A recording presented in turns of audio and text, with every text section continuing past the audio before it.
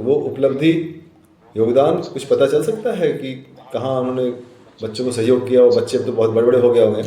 अब उसके संबंध में तो वैसे जो मासिक पत्र पत्रिकाएं निकलती थी उनमें भी जानकारी निकलती थी, और अच्छा। जो ज़रूरतमंद छात्र होते थे वो आवेदन करते थे। अब कितने छात्रों को क्या छात्रवृत्ति मिली, इसका रिकॉर्ड नहीं है अपने पास, अच्छा, ये जानकारी नहीं है। तो इसके माध्यम से हम चाहते हैं कि वो वे छात्र जिन्होंने बद्री प्रसाद चौरसिया जी के प्रयास से जी। कुछ लाभ उठाया, समाज में उन्हें लाभ मिला है, हाँ हाँ। थोड़ा बताएं ताकि पता चले कि सामाजिक संगठन ने कुछ किया भी किसी के लिए हाँ, और लाभ उसका लाभ रिटर्न तो क्या है। मिला है, समाज के हाँ। छात्रों को लाभ मिला है। अच्छा, बहुत अच्छी बात। अब उसका कितने बच्चों को लाभ मिला और कितना लाभ मिला है, इसका रिकॉर्ड नहीं है। नहीं तो इसके माध्यम से हम लोग ब्रॉडकास्ट कर रहे हैं ना, जी। लोग तो सुनेंगे, देखेंगे, हाँ बताएंगे, हाँ, उनको तो बताना चाहिए, जिन गर्व से लोगों बताना को चाहिए। जानकारी होगी वो इसकी हाँ, जानकारी दे सकते हैं। नहीं जिन्होंने लाभ उठाया होगा हाँ हाँ। वो तो खुद बहुत आगे आ सकते हैं कि भाई मुझे एक ही महीना का मिला, 500 रुपये मिले, नहीं। 2000 रुपये मिले, जी। लेकिन वो नहीं, उसके क्रेडिट देना चाहिए। नहीं, हम तो उनसे आग्रह करेंगे ऐसे लोगों से, ऐसे हाँ कि जिन्होंने इसका छात्रवृत्ति का लाभ लिया और अपना कैरियर बनाया, हाँ तो हाँ समाज के हित में अगर ये जानकारी वे पहुंचाते हैं तो इससे दूसरे लोगों को भी प्रेरणा मिलेगी और अन्य छात्रों हाँ, के लिए भी उसमें सहयोग मिल सकता है। मिलेगा। और फिर जैसे समाज सेवी जो लोग हैं उनका मनोबल बढ़ेगा। जैसे देखिए, अयोध्या से जी। श्री रामसूरत चौरसिया जी बहुत बड़ा काम कर रहे हैं। हाँ हाँ। उनका वीडियो अगर आपने देखा होगा, वो जबरदस्त काम कर रहे हैं। वो पूरे अयोध्या में हाँ डिफरेंट सरकारी कर्मचारी और जो समाजसेवी हैं हाँ। हाँ कुछ कुछ कंट्रीब्यूट करते हैं पर मंथ, 500-1000 रुपये पर मंथ कंट्रीब्यूट करते हैं और बच्चों को इस जी। रिवार्ड करते हैं, स्कॉलरशिप देते हैं। वो हाँ हाँ। एक अनुकरणीय है वो। नहीं। इससे मनोबल बढ़ता है। जिन्होंने फ़ायदा उठाया है 25-30 साल पहले, हाँ वो उस पदों पे होंगे या जहाँ भी होंगे, वो थोड़ा बताएं जिससे कि उन लोगों का मनोबल बढ़े जो ऐसा काम कर रहे हैं। और बद्री प्रसाद चौरसिया जी को भी श्रद्धांजलि एक होगी। जी। कई जगह स्थानीय स्तर पर भी लोगों ने छात्रों की सुविधा के लिए छात्रवृत्ति और फ्री कोचिंग, छात्रावास की अच्छा, सुविधा ये भी प्रदान की हैं। तो वो भी इन्फॉर्मेशन चाहिए। हम चाहते हैं लोग शेयर करें, हाँ समाज तक बात पहुँचे। जी। हम जी हमारे यहाँ सागर में भी जी। सन माने 88-89 की बात है, उस समय हम ये अखिल भारतीय चौरसिया महासभा के संगठन का कार्य अच्छा चल रहा था और यहाँ पर जिला स्तर पर हमने जिला समिति बनाई थी। अच्छा। तो जिला समिति के माध्यम से समाज के छात्रों को निःशुल्क कोचिंग की व्यवस्था हमने की थी। अच्छा। यहाँ पर जो पूर्वी का क्षेत्र है, अधिकांश पूर्व आयु, हाँ चौरसिया वो वहाँ पर रहते हैं। हाँ, मैं जा चुका हूँ वहाँ हाँ, पर। हाँ। माने लगभग 300 घर से ज़्यादा के चौरसिया उसी क्षेत्र में रहते हैं, इसलिए वहीं पर ये निःशुल्क कोचिंग अच्छा प्रारंभ किया था और वो परीक्षा तक चलता रहा। अच्छा, कितने साल चला था? ये 1-2 साल चला है, फिर कोई 2 साल लोगों चला। की रुचि नहीं मिली उसमें। किसने रुचि नहीं ली? छात्रों ने रुचि नहीं ली कि अब छात्रों की भी रुचि नहीं रही और समाज के लोगों ने भी उसमें कोई सहयोग नहीं किया। हम लोग जो जिला समिति के सदस्य थे, तो हम लोग अपनी ओर से माने शिक्षक वगैरह रखते थे, व्यवस्था करते थे कोचिंग की। हाँ।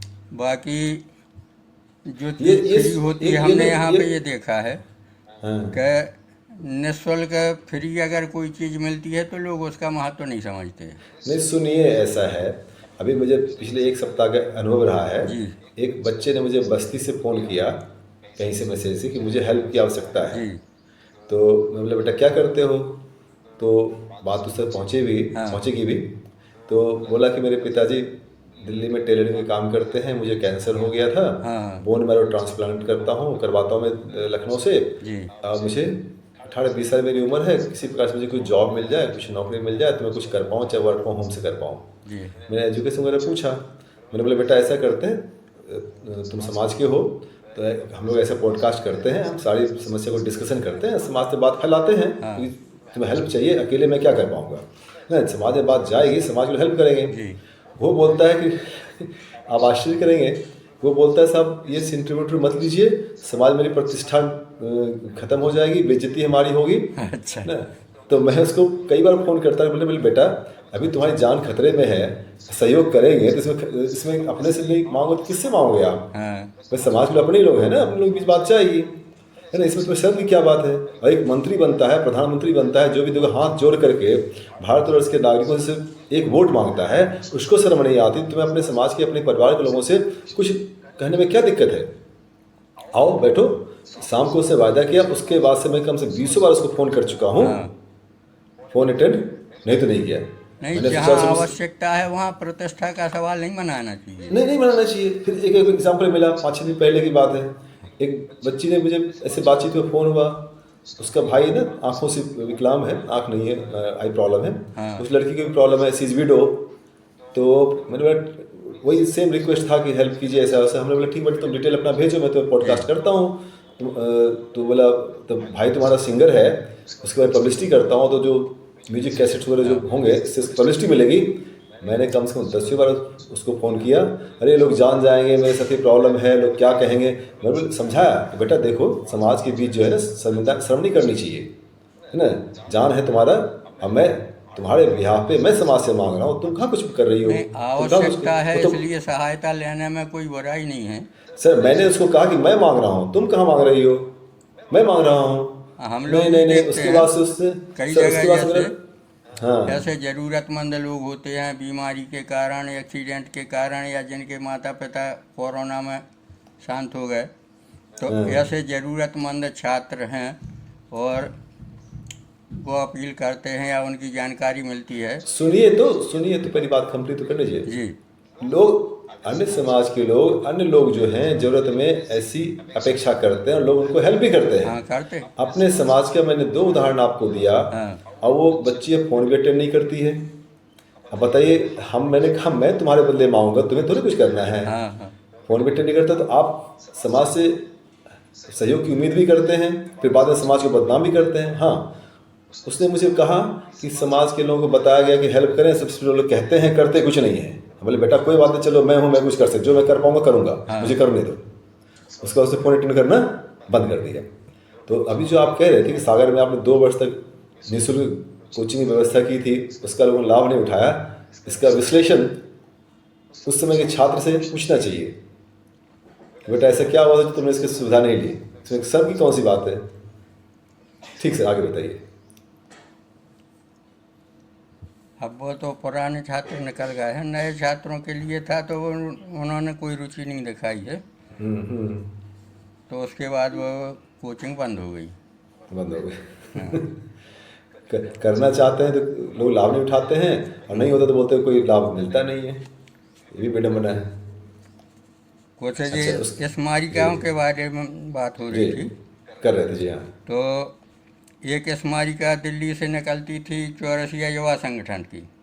अच्छा अलग से? हाँ ये अलग से, ये युवाओं की पत्रिका थी, वो बुढ़े लोगों की थी क्या? ये वार्षिक पत्रिका थी। नहीं नहीं, वार्षिक पत्रिका थी तो आपने कहा युवा लोगों का था, तो पहले वाला क्या बूढ़े लोगों का था? ये 1989 में निकली थी। अच्छा हाँ अच्छा। तो इसमें विशेष रूप से समाज के विकास में युवाओं के योगदान पर चर्चा की गई थी, इसी से संबंधित तो उसमें ज़्यादातर सामग्री थी। अच्छा ऐसी गोंदिया से भी एक स्मारिका निकली थी हाँ। अर्चना के नाम से। अर्चना? हाँ अच्छा, गोंदिया से कुछ लोगों संपर्क में किसी ने नहीं बताया इन चीज़ों के बारे में? ये 1990 में निकली थी। अच्छा गोंदिया चौरसिया समाज की स्मारिका है ये, ओके। अर्चना नाम से। अच्छा और छिंदवाड़ा से भी 1-2 पत्रिकाएं ऐसी निकली, ये बहुत माने के रेगुलर नहीं रहीं, कभी कभी बाई चांस निकलती रही हैं। अच्छा हाँ अच्छा। और कहाँ से स्मारिका निकली, और कहीं से? अब और तो विशेष नहीं निकली हैं। सम्मेलन जरूर कई जगह हुए हैं, लोगों ने प्रयास किए हैं। हमारे यहाँ जो सामाजिक सम्मेलन होते रहे आदर्श विभाग के, अच्छा तो सागर में तो ये हर वर्ष निकलती है, हर साल निकलती, अभी अच्छा अभी भी निकल रही है। ग्रेट।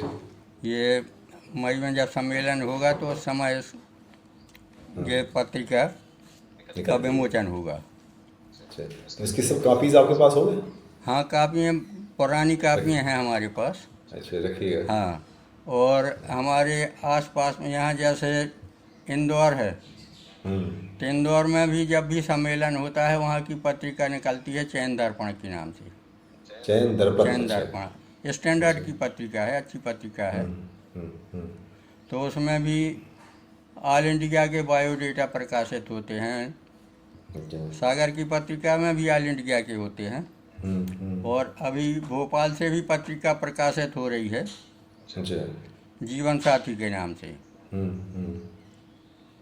तो ये जो है एक ही साल में 3-3 जगह से 4-4, 5-5 जगह से स्मारिकाएँ निकलती हैं। हाँ, निकलती सब में ऑल जी। नहीं, ऑल इंडिया से सभी विवाह युवक युवतियों का डिटेल इसमें होता है।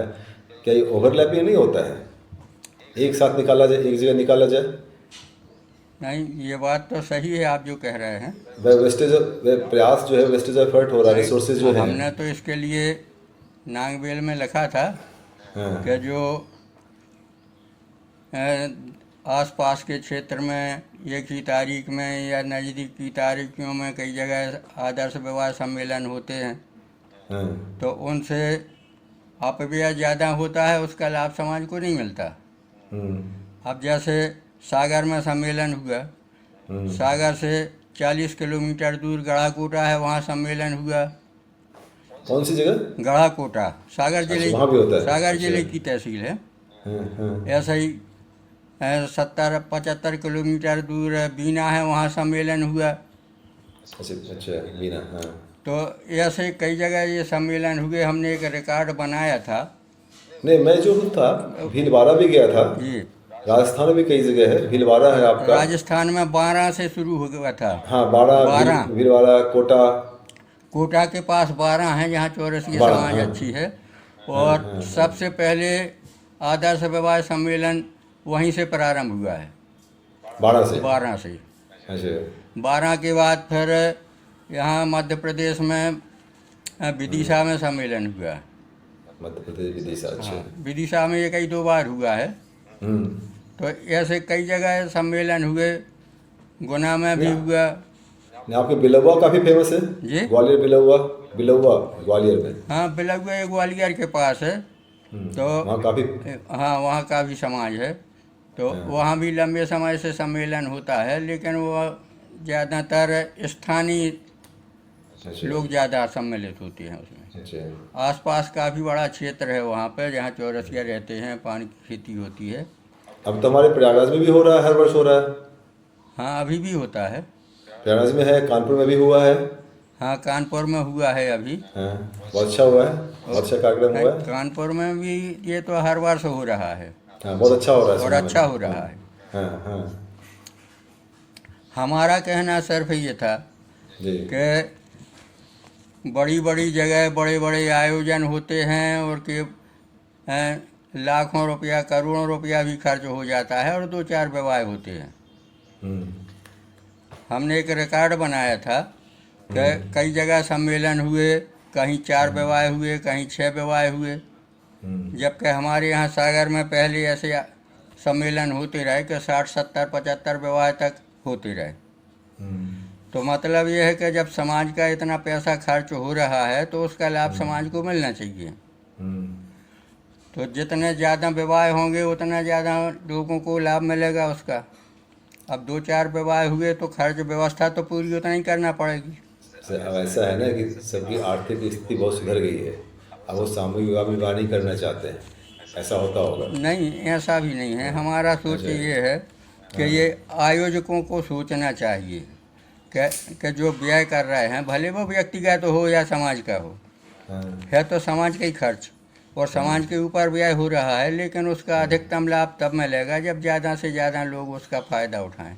चलिए, आयोजक की आपकी बातें आयोजक तक पहुंचेंगी, वो लोग सोचेंगे, इस संबंध में विचार विमर्श करेंगे आपस में क्या करना चाहिए, किस तरह से जो उनका हार्ड एंड मनी है चाहे किसी का पैसा हो, जी है हाँ। ना, सही सदुपयोग हो, सही जगह पैसा जाए। देखिए, पहले हम लोग जब ये हमने यहाँ पे प्रांतीय चौरसिया सभा बनी थी, अखिल भारतीय चौरसिया महासभा से जुड़ी हुई, तो कुछ नियम बनाए थे उसमें। तो उसमें नियम ये भी था कि एक ही समय में एक ही तिथि में कई जगह सम्मेलन ना किए जाएं। अच्छा। हाँ अब जैसे 2-4 सर जिलों हम में या एक ही जिले में कई जगह एक तारीख में सम्मेलन हो रहे हैं, तो लोग सर चाहते हुए भी सब जगह तो पहुंच नहीं पाएंगे। सर हम लोग डाइवर्ट हो रहे हैं टॉपिक से। हमारा टॉपिक था स्मारिका के बारे में। जी। हाँ, तो और कोई स्मारिका के बारे में बताइए, और कहीं कुछ। अब ये जो दिल्ली वाली स्मारिकाएँ हैं, जी हाँ। तो 1989, 1990, 91 ये निकल तो अभी रही हैं, और उनके ज़्यादा जानकारी नहीं है। 90, 91 तक हम इससे जुड़े रहे हैं। तो मैं उनसे अनुरोध करूंगा, अगर ये बातें उन तक पहुंचे, कि आपको एक स्मारिका की कॉपी आपको भेज दे, जिससे कि आप उस पर अध्ययन करें, कुछ विश्लेषण जो है ना जी। भविष्य के लिए कुछ निकाला जाए उसमें से। नहीं, लाभ मिल अगर पत्रिकाएं उपलब्ध होंगी तो उसका लाभ मिलेगा, सबको मिलेगा। हाँ हाँ, और विश्लेषण अपनी होगा तो कोशिश कुछ ये कुछ लाभ मिलेगा। रहेगी कि ज़्यादातर लोगों के पास जानकारी पहुंचाएं। अच्छा, मैंने चूंकि अभी स्मारिका से साथ विवाह बारे में बात हो रही है, हाँ जी। मैंने chorsiaworldtoday.com में जी। विवाह के लिए स्पेशल अलग से बनवा रखा है, अनगिनत विवाह युवक युवतियों की डिटेल्स हैं। हाँ हाँ लोगों को उसमें डालना चाहिए, जी। है ना। उसमें कॉमन प्लेटफॉर्म है, समझे दुनिया में कहीं भी कोई भी किसी को ढूंढ सकता है, जी। कहीं कोई दिक्कत नहीं होगी, हाँ है ना। लेकिन मेरी सूचना है, मैं सूचना लोगों को दे रहा हूँ, तो इसे लाभ उठाना चाहें उठा सकते हैं। अच्छा, तो और स्मारिका मैं उम्मीद करता हूँ आपको और स्मारिका पहुँचे, आप देखें, उसका विश्लेषण दें, जी। ठीक है नहीं। तो अच्छा, और अब पहले तो रेगुलर संपर्क में रहे हम, लेकिन जब से संपर्क टूटा है तो फिर हमने भी उसमें कुछ लिखा नहीं, और वहाँ से कुछ जानकारी हमारे पास आई नहीं। क्यों संपर्क टूट गया? अब वो हुआ लगभग ऐसा था, हमें जहाँ तक याद है हाँ 2005-06 के करीब की बात है। हाँ। तो उन्होंने कुछ लेख मांगे थे, अच्छा। तो उसमें 2 लेख हमने भेजे थे। हाँ तो दोनों लेख प्रकाशित हुए, ये माने अच्छा, उन्होंने महत्व दिया उनको, अच्छा। जो हाँ, हमारे लेख थे। हाँ, तो उसमें एक लेख था अखिल भारतीय स्तर पर चौरसिया महासभा, एक विश्लेषण था उसमें। अच्छा। तो उसमें जो चौरसिया महासभा एक की जगह 2 हो गई, एक कलकत्ता वाली और एक दिल्ली वाली। हाँ, तो इसके संबंध में पूरा इतिहास हमने लिखा था उसमें, और दोनों अच्छा। की निष्पक्ष बात रखी थी। अच्छा। अब उन्होंने क्या किया कि जो भी लेख प्रकाशित किए वो एक पेज में किए। उन्होंने पहले 2-3 पेज तक वो छाप देते थे, तो पूरी बात आ जाती थी पत्रिका में। अब उसमें एक ही पेज में रखा, तो जो महासभा वाली बात थी वो आधी अधूरी प्रकाशित हुई, और कुछ जो लास्ट की बात थी वो हमारा जो निष्कर्ष वाला था वो तो छोड़ दिया उन्होंने, कुछ उन्होंने अपने हिसाब से जोड़ दिया। पेपर में जगह नहीं होगा साहब, अब जैसा भी हो, अन्यथा न ले, नहीं जगह हमें नहीं ऐसा होगा लगता उसमें। है, देखिए हम आरोप नहीं लगाना चाहते, लेकिन हमारा जो मन में आता है कि जो श्री SN शरण जी हैं, विद्वान आदमी हुई। हाँ उनके पिताजी श्री सीतासरण जी हाँ हाँ, से मेरा परिचय था उस जमाने में। अच्छा। बहुत विद्वान आदमी थे उनके तो पिताजी, वो जुड़े रहे हैं, पटना के थे, कलकत्ता बहुत महासभा से जुड़े हैं। बहुत विद्वान आदमी थे, हाँ। समाज के प्रति बहुत उनकी जबरदस्त। तो कुछ लगे हुए उसमें कलकत्ता महासभा के फेवर में कुछ जोड़ दिया।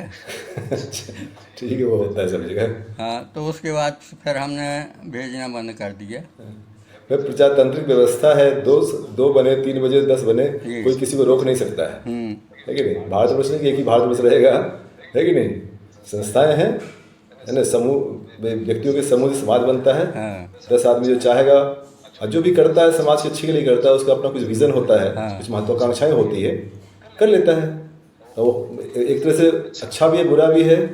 खैर बुराई तो आप लोग जानते हैं, अच्छाई में चूंकि है तो मुझे अच्छा कहना पड़ेगा, मजबूरी हमारी है। अच्छा ये है कि भाई हर आदमी अपने अपने प्रयास से, अपने अपने तरीके से कुछ कर रहा है। हाँ, इसमें हम चूंकि है तो उसके लिए हाँ ही कहना पड़ेगा, हमारे पास कोई ऑप्शन नहीं है। अच्छी बात है, 2 बने 10 बने, किसी को रोक नहीं सकते। अभी भोपाल से एक पत्र प्रकाशित हुआ था। जी ये प्रशांत जी अध्यक्ष थे, वो भोपाल में रहते थे, तो भोपाल से एक पत्र दैनिक सांध्य प्रकाश, अच्छा ये सांध्यकालीन अखबार था। अच्छा तो इसका एक विशेषांक प्रकाशित हुआ था। हाँ ये विशेषांक था पान तंबाकू उत्पाद परिशिष्ट। अच्छा पान तंबाकू उत्पाद परिशिष्ट। हाँ हाँ तो इसमें हम समझते हैं कि जितने समाज के विद्वान लोग हैं, सूरज मृदुली वगैरह हैं, इन सब के लेख उसमें सम्मिलित हैं। अच्छा दैनिक शांत, अच्छा हाँ, भोपाल से तो प्रशांत जी ने क्या किया था, माने वो जुड़े रहे उस पत्र से।